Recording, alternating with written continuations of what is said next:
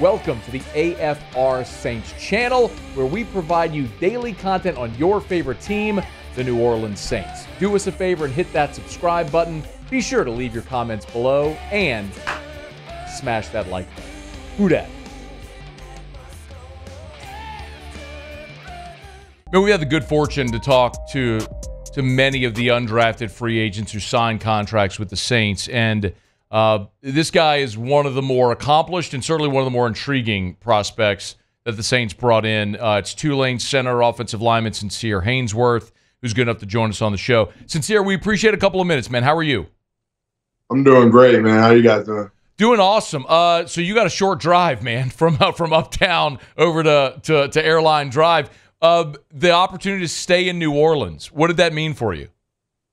Oh, man, it means everything. You know, I've been here for the last 5 years, and the city's really taken me in, and, you know, it's become home for me now. So the opportunity to stay here and, you know, continue building my legacy here and to continue, like, supporting and, you know, giving back to the city, man, it means a lot to me. It means everything. When did the Saints call?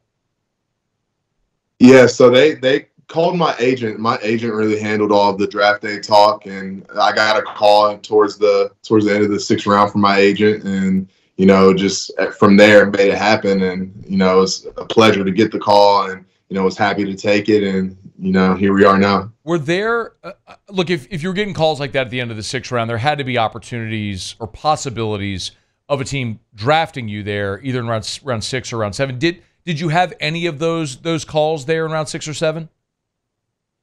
No, you know, going into the process, you know, we were managing expectations. We know, given everything I put on tape the past 5 years, and, you know, height concerns, size concerns, everything, we were expecting, you know, a free agent deal. You know, if I would have gotten called in the 6th or 7th round, that would have been a blessing. But, you know, this is a blessing as well, and I'm, you know, more than happy to take on this challenge. Yeah, sometimes the UDFA process is people say it's better than going in round 6 or 7. You get to pick your spot essentially. So if the Saints started calling at the end of round 6, normally I know that decision has to be made quickly, right? The draft ends. There's a handful of teams or whatever that may call, and you got to decide what deal you're going to take. So how quickly? Who else called? Like, how quickly did you make that decision? You know, like I said, my agent really handled all that. You know, he called, he gave me a few options, but, you know, this was definitely the best opportunity for me, and, you know, the way I decided to go, for sure. So, you know, I'm just rolling with the Saints, and I'm glad that he was able to handle those calls and everything for me. And, you know, here we are once again. Here we are. Sincere Haynesworth is with us. Guy was a 4-year starter at Tulane. Actually, started part of his freshman years. It was 5 years. Started nearly 60 games in his collegiate career. You mentioned some of the feedback there. What that made you temper expectations? What was some of the feedback you got going through pro day and that draft process from NFL scouts? You know, just to keep working. You know, I'd had put a lot of good things on tape for the past 5 years, and luckily Tulane is, you know, become more of a hot spot the past few years, and we were able to get a bunch of scouts coming through. So they received me really well, and I was getting a lot of feedback to just kind of keep being myself, keep being me. A lot of them had been around the facilities and got to see me practice and all those types of things, and spoken with my coaches and staff around the facility. So, you know, just to really keep working, keep doing what I'm doing, and, you know, things will turn out well for me, whether it was a draft pick, whether it was a free agent deal. And, you know, I plan to keep doing that. Yeah. Did you get to know Coach Benton or any of the Saints staff throughout this process? I'm curious what your experience might have been, relationship with any of them. Yeah, so actually on the Saints local day on Good Friday, this year was on Good Friday, you know, I was able to meet with Coach Benton and, you know, work out for him. And he said I was, you know, I did well. So I was able to, you know, start to build a relationship with him and, you know, a few of the other guys around the facility. So, you know, they knew who I was, and I knew who they were. So again, it was, you know, a lot of familiar faces, and, you know, started to hear some familiar voices on the phone after the draft. And, So it feels like I'm already at home. Love it, man. Well, you are at home. I mean, you've been there 5 years. All right, you're basically a local if you've lived there for 5 years now. All right, so what are your spots? Give me the spots uptown. Where do you go to eat? Give me your recs. If someone's coming to New Orleans for the first time, hey man, where do I go? What do you tell them? Yeah. So have you ever had Mother's? Of course, yeah. Yeah, Mother's is a great spot. It's one of my favorite spots. I'm a Texas guy, so barbecue is a big thing for me. I love me some Blue Oak barbecue. Okay, now you're talking. Well, that a boy. Yeah, so those are my two main spots right there. I love sushi. I go down to Origami up in Uptown as well. Great sushi spot. So, a few spots, but I've been trying to stay away from those during this process and, do a lot of meal prepping and, keep myself right, keep my body right, and, get ready for this challenge coming up. Bro, we should have done this interview a year ago to got you some NIL deals at these places. I'm sure they all appreciate the shout-outs.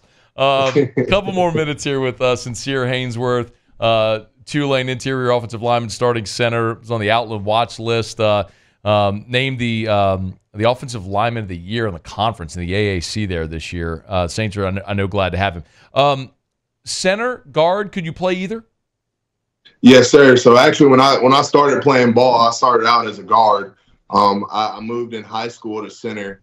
And, it felt natural to me. And I got recruited to Tulane as a center. Freshman year at Tulane, we had a 6-year transfer come in. And so, I was behind him kind of taking notes, getting used to the college football world. And then, I got called up to start that right guard position. And, that was natural for me. So to just hop in there and show what I can do. At the Tropical Bowl, I was blessed enough to get an invite there. I played some right and left guard as well, so I can play both for sure. Did the Saints give you any indication of what they'd like to start you at, center or guard? I'm not sure, but just wherever those guys need me to go, I'm willing to step up. Heck, if they want me to get on the other side of the ball and play some defense, I'll step up to the plate there too. Wherever they need me, I'm willing and ready to do it. Where do you feel like? I mean, look, when you start almost 60 games in your college career you started, which is like almost it's almost an unfathomable number. But obviously with the COVID year and everything that happened, it's more common now. But like you've played so much and there's so much tape out there. Where do you feel like between now and rookie minicamp or training camp you feel like you need to work on to improve? Hey man, I'm pretty hard on myself. I can improve all around, man. There's there's stuff about my game that's not perfect. There's nothing about my game perfect. So to just continue to build on top of everything, improve on everything, there's so much room for me to keep growing and keep getting better. Before you go, Tulane wore a lot of different kits, man. What was your favorite uniform that you all wore during your time there? 5 years. What was your favorite uniform? Yeah, so my favorite combo was the blue helmet, blue jersey, white pants. All right. Okay, so you're like heavy baby blue there, right? With the nice contrast, yeah. with the Angry Wave logo, or y'all wore the one with the TU on there a couple times too, didn't you? I think we wore the T-Wave maybe once while I was there, but definitely with the Angry Wave logo. I love the Angry Wave logo. That's my favorite. And I also gotta give a shout out to the all baby blue. We had some great games during wearing all baby blue. So, I'm pretty sure we won our conference championship 2 years ago in the all baby blue. So, that's got a special place in my heart as well. It's a bold choice for a big man going all baby blue, or even white pants for a big man. Like, you ain't hiding nothing whenever you're going with white pants. So anyway, hey man, thanks for having some fun with us. We appreciate a couple of minutes. Good luck to you, man. I know a lot of people are glad to have you sticking around New Orleans and be cheering for you, all right? Thank you so much for having me, man. I really appreciate it. Hey, thanks so much for watching. Please leave your comments. I love to interact, and be sure to hit the red subscribe button below.